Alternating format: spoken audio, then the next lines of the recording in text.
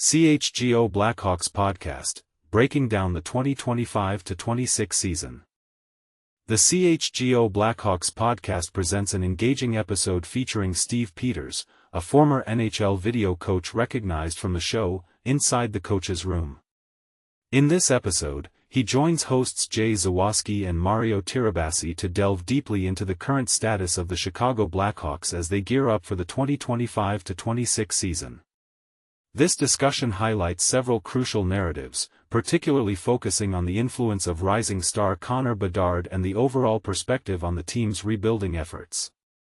But here's where it gets interesting. They also engage in a lively, true or false, game that tackles some of the most talked about topics in the league.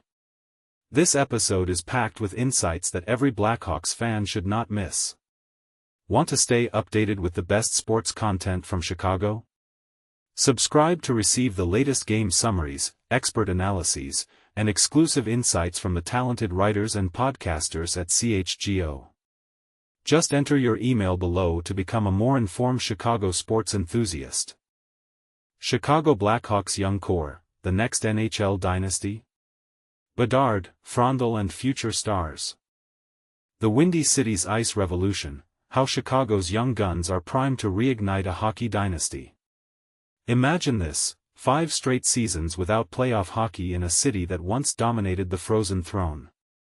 But here's the electrifying twist, the Chicago Blackhawks are assembling a once-in-a-generation young core that could spark the franchise's greatest resurgence. As NHL Young Stars Week shines its spotlight, all eyes are on Chicago's treasure trove of draft talent.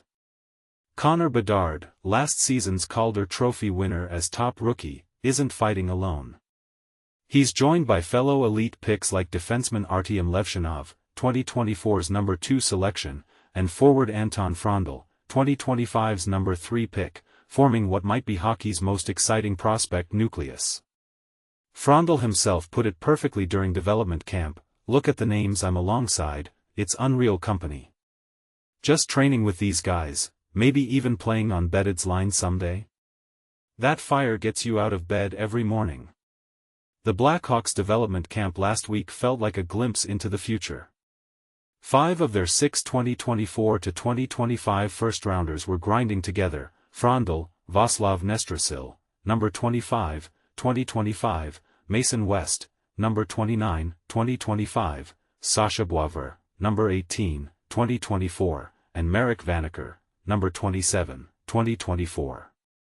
For Nestrasil, the vision is clear. Chicago's drafting speaks for itself, they're grabbing the best young talent.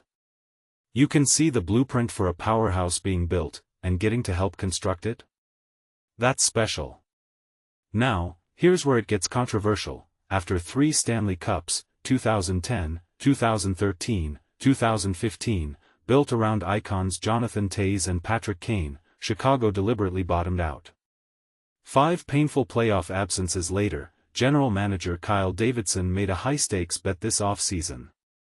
While rivals splurged in free agency, Chicago made only 2 minor trades, acquiring forwards Andrei Burakovsky from Seattle and Sam Lafferty from Buffalo.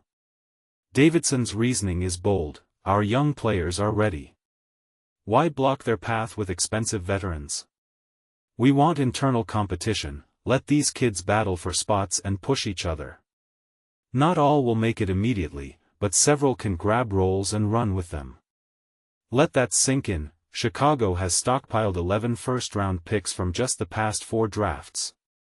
Beyond the 2024-25 group, their system includes 2023's Oliver Moore, number 19, alongside Bedard, plus 2022 selections like Kevin Korchinski, number 7, Frank Nazar, number 13, and Sam Rinzel, number 25. Bedard already looks like a superstar, 67 points last season, but others are breaking through too. Nazar impressed with 26 points in 53 games, while Moore and Rinzel jumped from college hockey to Chicago late last season, combining for 9 assists in 18 games. Levshunov got his feet wet with Rockford, AHL, before a promising 18-game NHL stint. But here's the reality check some fans might overlook: not every prospect arrives overnight. Frondell will likely develop another year in Sweden's top league. Nestrasil heads to UMass, West finishes high school, and plans Michigan State hockey in 2026, Boisvert attends Boston University, and Vanacker may return to Canadian junior hockey if he doesn't crack Chicago's roster. Mark Eaton, Chicago's assistant GM of player development, sees this as strategic depth, the competition we're creating. That's exactly what you want. It forces prospects to elevate their game, the cream rises to the top.